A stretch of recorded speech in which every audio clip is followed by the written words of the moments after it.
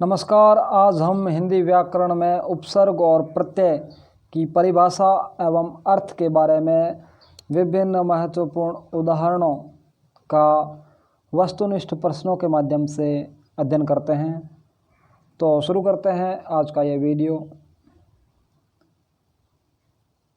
पहला क्वेश्चन है, उपसर्ग का प्रयोग होता है। उपसर्ग जो शब्द किसी मूल शब्द के पूर्व में जुड़कर अर्थात पहले जुड़कर किसी नए शब्द का निर्माण करते हैं उन्हें उपसर्ग कहा जाता है।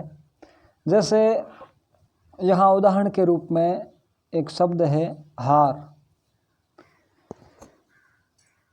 इसके पूर्व में अर्थात पहले जो है अगर आ उपसर्ग जोड़ा जाता है तो इसका अर्थ हो जाता है या नए शब्द का निर्माण हो जाता है आहार, जिसे कि हम भोजन के समानार्थी के रूप में उपयोग करते हैं। जैसे आहार शब्द के आगे अगर उपसर्ग लगाएं तो नया शब्द बनता है उपहार। जैसे भेंट के समानार्थी के रूप में उपयोग में लिया जाता है। इसी तरह से आप देख सकते हैं कि एक शब्द है प्रहार। प्रहार शब्द जो है वो हार इसका मूल शब्द है, इसमें प्र उपसर्ग जुड़ जाएगा तो इसका अर्थ हो जाएगा प्रहार का मतलब होता है चोट या वार कह सकते हैं। विहार वी प्लस हार, तो विहार का अर्थ होता है भ्रमण। इसी तरह से परिहार, प्रतिहार, संहार,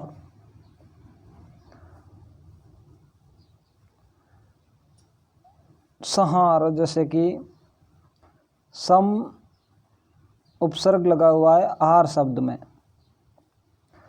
तो नया शब्द बन गया संहार, जिसका अर्थ होता है मारना।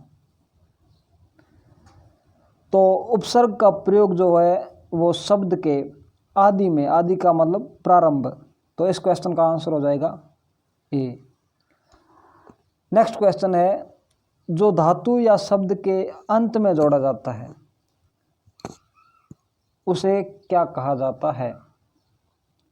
प्रत्यय वे शब्द जो किसी मूल शब्द के अंत में जोड़कर किसी नए शब्द का निर्माण करते हैं उन्हें कहते हैं प्रत्यय। तो इस क्वेश्चन का आंसर हो जाएगा डी।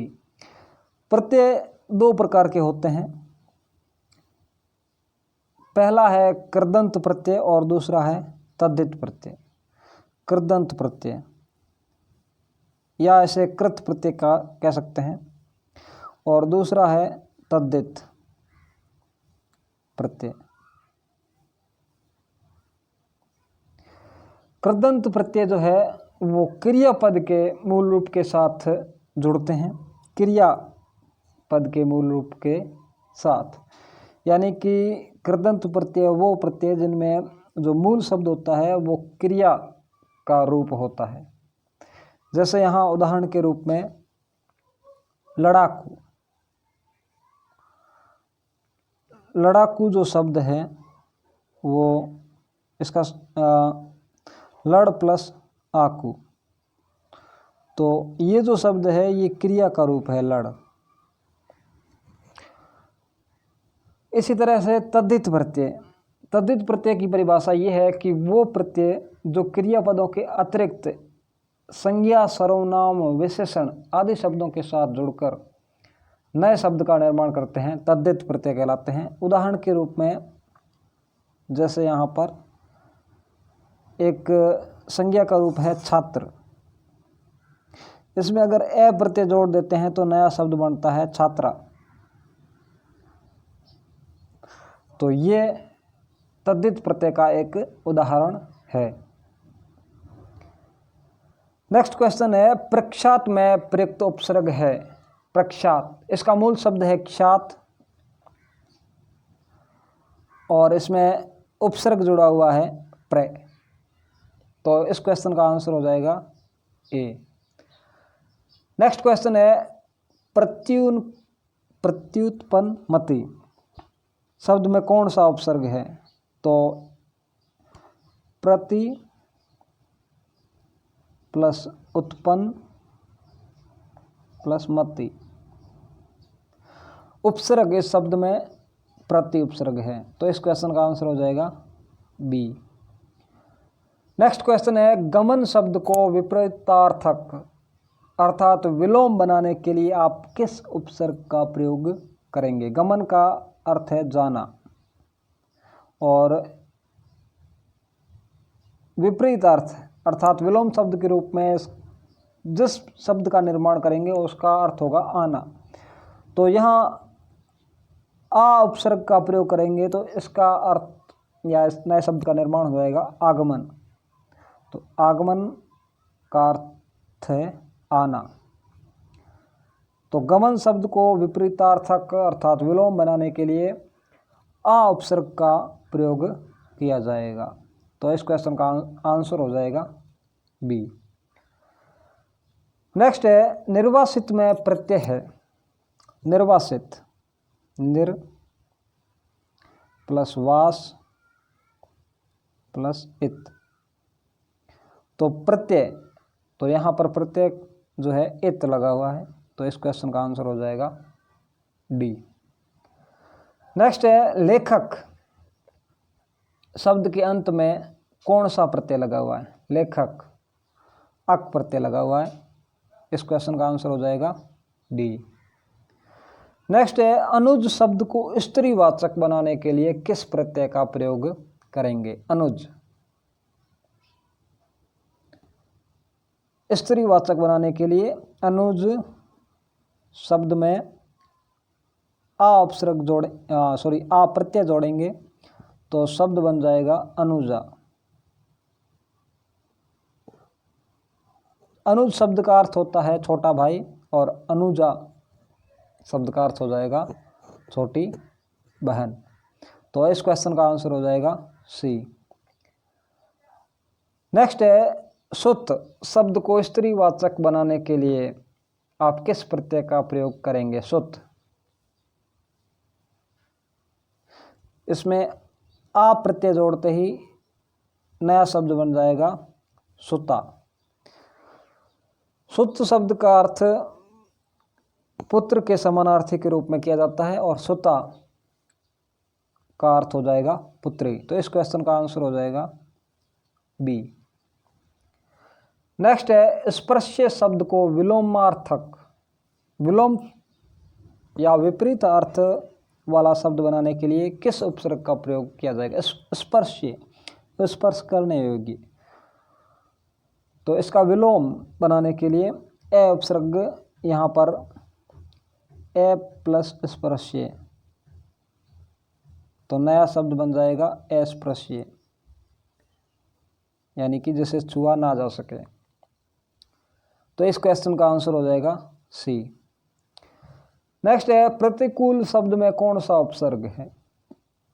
प्रतिकूल, प्रति प्लस कूल, तो यहाँ पर उपसर्ग लगा हुआ है प्रति, इस क्वेश्चन का आंसर हो जाएगा डी। नेक्स्ट है कौन सा उपसर्ग आचार शब्द से पूर्व लगने पर उसका अर्थ जुल्म हो जाता है? जुल्म, उत्पीड़न, तो आचार में उपसर्ग लगाना है और उसका अर्थ होना चाहिए जुल्म। तो यहाँ पर ऑप्शन में आप देख सकते हैं अति उपसर्ग लगा सकते हैं और अति प्लस आचार, तो यहाँ पर शब्द बन जाएगा नया अत्याचार, जो कि जुल्म का समानार्थी शब्द है अत्याचार। तो इस क्वेश्चन का आंसर हो जाएगा बी। नेक्स्ट है व्यवस्था से पूर्व कौन सा उपसर्ग लगाए कि इसका अर्थ विपरीत हो जाए? व्यवस्था, व्यवस्था का विपरीत अर्थ वाला शब्द है अव्यवस्था, तो अव्यवस्था जो शब्द है वो इस व्यवस्था में अ उपसर्ग लगाने से बना है। तो इस क्वेश्चन का आंसर हो जाएगा ए। नेक्स्ट है निम्न में से किस शब्द में प्रत्यय का प्रयोग हुआ है? प्रत्यय जो शब्द के अंत में जुड़े, यहाँ देख सकते हैं विकल, वी प्लस कल। अलख, ए प्लस लक। पुलक, पू प्लस लक। और ये धनिक जो शब्द है वो धन प्लस इक। यहाँ पर एक प्रत्यय का उपयोग हुआ है, तो इस क्वेश्चन का आंसर हो जाएगा डी, धनिक। धनिक शब्द में जो है प्रत्यय का प्रयोग हुआ है। नेक्स्ट क्वेश्चन है, निम्न में से किस शब्द में प्रत्यय लगा हुआ है? प्रत्यय शब्द के मूल शब्द के अंत में जोड़कर। तो यहाँ आप जादूगर, जादू प्लस गर, जादू जो है वो मूल शब्द है, इसमें गर प्रत्यय जुड़ा हुआ है, तो नया शब्द बन जाता है जादूगर। तो इस क्वेश्चन का आंसर हो जाएगा डी। नेक्स्ट है, किस शब्द में उपसर्ग का प्रयोग हुआ है? उपसर्ग, उप प्लस कार। लाभदायक, लाभ प्लस दायक। पढ़ाई, पढ़ना प्लस आई। और अपनापन, अपना प्लस पन। तो यहाँ पर ये पन प्रत्यय लगा हुआ है, पढ़ाई में आई प्रत्यय लगा हुआ है, लाभदायक में दायक प्रत्यय लगा हुआ है, और इन विकल्पों में उपकार में जो है उपसर्ग लगा हुआ है। तो इस क्वेश्चन का आंसर हो जाएगा ए। नेक्स्ट है, अनुवाद में प्रयुक्त उपसर्ग है। अनुवाद, अनु प्लस वाद।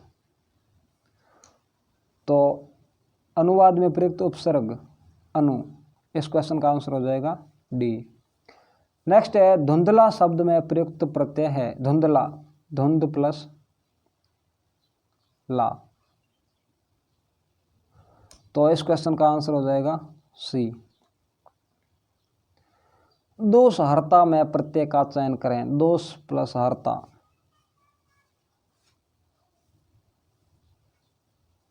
तो इस क्वेश्चन का आंसर हो जाएगा ए। किस शब्द में उपसर्ग नहीं है? अप प्लस वाद, अपवाद। पराजय, परा प्लस जय। प्रभाव, प्र प्लस भाव। और ओड प्लस ना, ओढ़ना। यहाँ पर उपसर्ग का प्रयोग नहीं हुआ है, तो ओढ़ना जो है इसमें ना प्रत्यय लगा हुआ है। बाकी तीनों विकल्पों में यहाँ अप उपसर्ग है, यहाँ परा उपसर्ग है, और यहाँ प्र उपसर्ग का प्रयोग किया गया है। तो इस क्वेश्चन का आंसर हो जाएगा डी। नेक्स्ट है, संस्कार शब्द में किस उपसर्ग का प्रयोग हुआ है? समधनकार।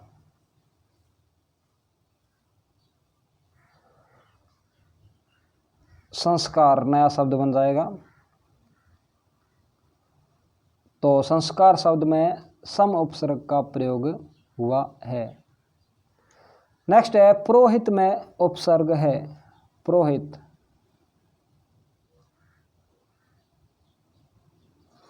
तो इस क्वेश्चन का आंसर हो जाएगा बी, पुरोहित।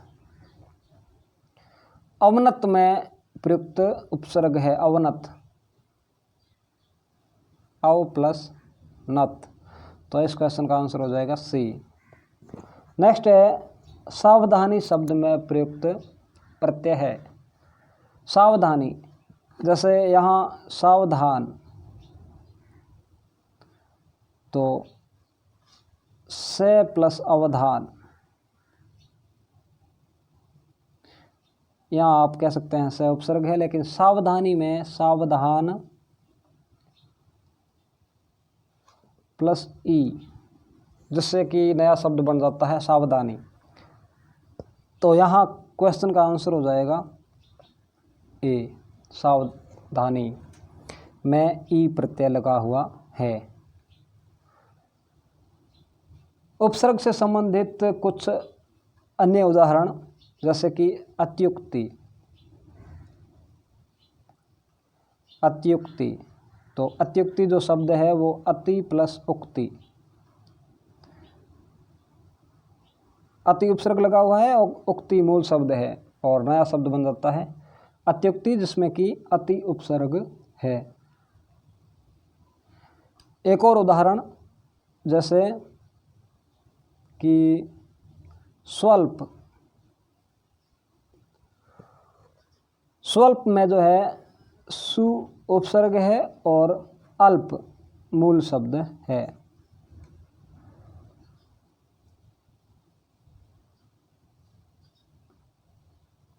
परिमाण। परिमाण में परि प्लस मान,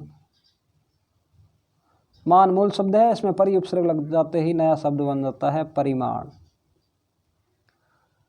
इसी तरह से परिणाम। परिणाम जो है वो परि प्लस नाम और नया शब्द बन जाता है परिणाम। पर्यावरण जो शब्द है वो परि प्लस आवरण, और एक शब्द है कि तद्रूप। तद्रूप, इस तरह से ये शब्द जो है इसमें तत् उपसर्ग लगा हुआ है और रूप मूल शब्द है, तो दोनों जुड़कर जो है शब्द बन जाता है तद्रूप। एक और उदाहरण यहाँ पर अनन्य। अनन्य जो है वो अन प्लस अन्य, अनन्य यानी कि कोई दूसरा ना। अनाहूत, अन प्लस आहूत। प्रार्थी जो शब्द है वो उसमें प्र उपसर्ग लगा हुआ है, प्र प्लस अर्थी, दोनों शब्द जुड़कर जो है नया शब्द बन जाता है प्रार्थी। व्यसन। व्यसन में वी उपसर्ग लगा हुआ है, वी प्लस असन, तो नया शब्द बन जाता है व्यसन।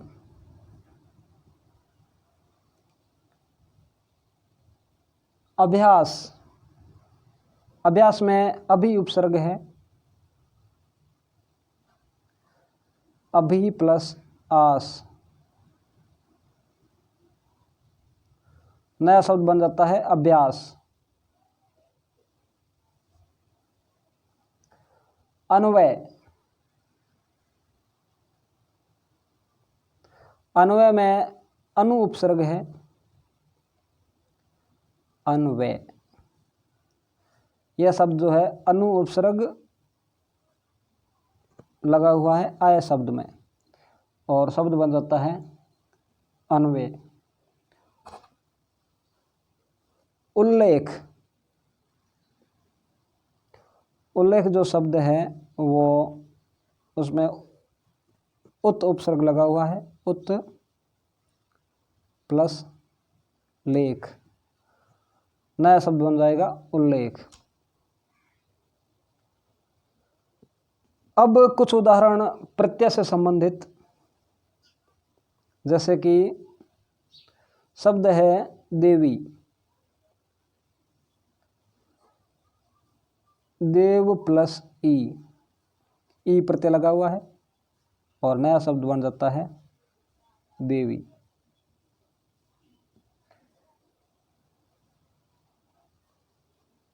मानव। मानव में मूल शब्द है मनु और ए प्रत्यय लगा हुआ है। इसी तरह एक और उदाहरण राघव।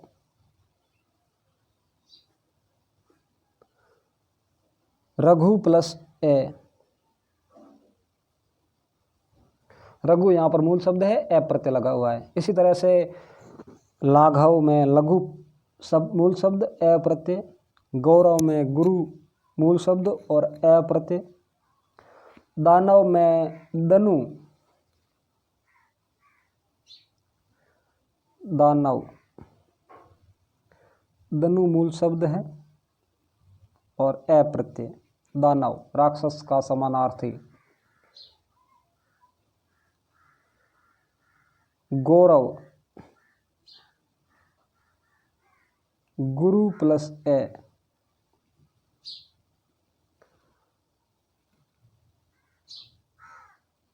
लाघव लघु प्लस ए। लघु मूल शब्द ए प्रत्यय जुड़ा हुआ है और शब्द बन गया नया लाघव। मिठास, मिठास में मीठा मूल शब्द और आस प्रत्यय और नया शब्द बन जाता है मिठास। लोहार,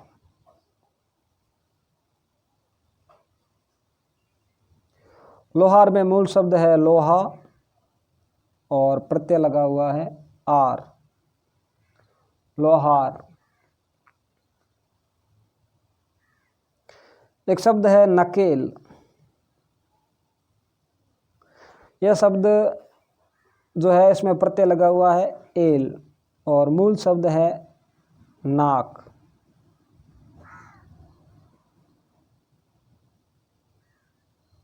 जानकी, जानकी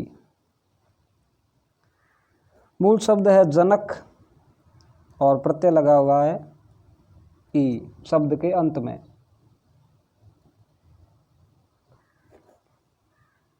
एक शब्द है कौन्तेय।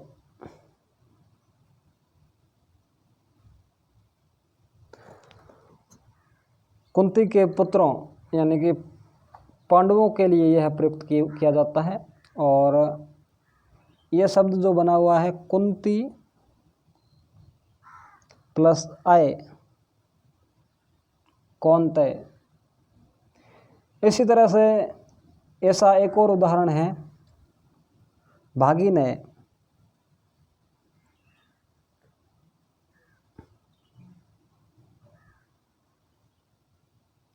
भगिनी बहन का समानार्थी। भगिनी प्लस आय भागिनेय। शब्द है एकहरा। एकहरा शब्द में हरा जो है वो मूल शब्द है और यहाँ प्रत्यय लगा मूल शब्द है एक और यहाँ हरा जो है वो प्रत्यय लगा हुआ है तो शब्द बन गया एकहरा। एक यहाँ मूल शब्द है, ध्यान रखें यहाँ एक प्रत्यय नहीं है। शब्द है चचेरा। चचेरा शब्द में वो मूल शब्द है वो है चाचा प्लस प्रत्यय लगा हुआ है एरा। एक शब्द है बिटिया।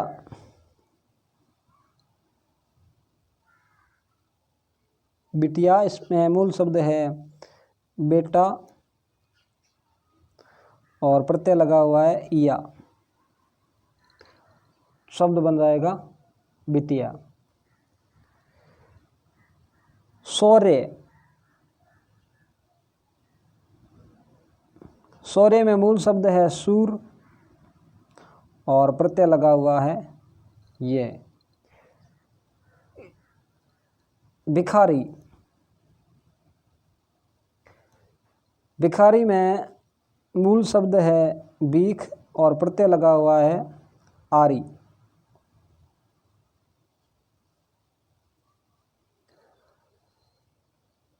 बुवाई।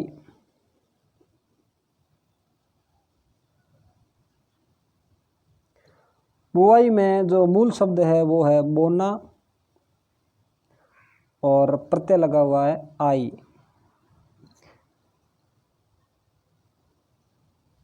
एक और उदाहरण सौंदर्य।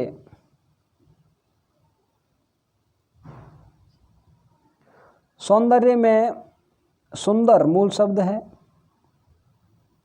और इसमें प्रत्यय लगा हुआ है ये सौंदर्य। भौगोलिक, भौगोलिक में एक प्रत्यय लगा हुआ है, मूल शब्द है भूगोल और एक प्रत्यय, नया शब्द बन जाता है भौगोलिक, भूगोल से संबंधित। आदित्य,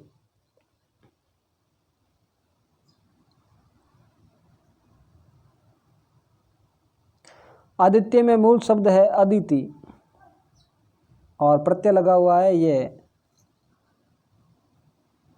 तो नया शब्द बन जाता है आदित्य। एक शब्द है दिति और इसमें जब ये प्रत्यय जुड़ जाता है तो नया शब्द बन जाता है दैत्य, जो राक्षस का समानार्थी है। खटोला,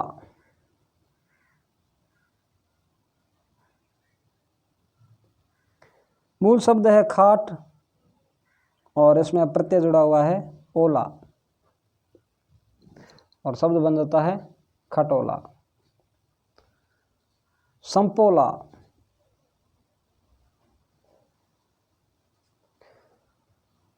मूल शब्द है सांप और प्रत्यय जुड़ा हुआ है ओला।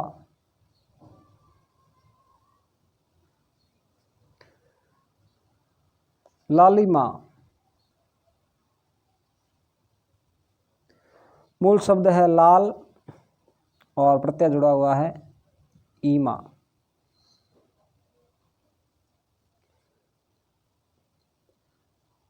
ननदोई, मूल शब्द है ननद और प्रत्यय जुड़ा हुआ है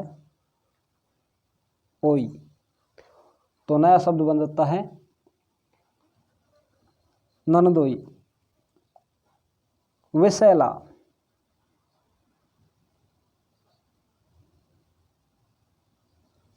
मूल शब्द है विष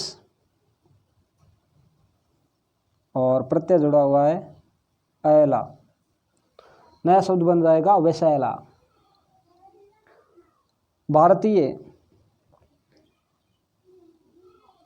मूल शब्द है भारत और प्रत्यय जुड़ा हुआ है ये। रसीला, मूल शब्द है रस और प्रत्यय जुड़ा हुआ है इला।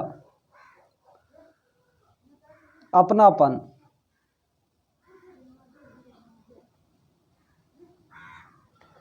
मूल शब्द है अपना और प्रत्यय जुड़ा हुआ है पन, लड़कपन, बचपन, ये जो है सभी प्रत्यय के उदाहरण हैं जिनमें पन प्रत्यय लगा हुआ है। तो आशा करते हैं ये वीडियो आपके लिए लाभकारी साबित होगा। धन्यवाद।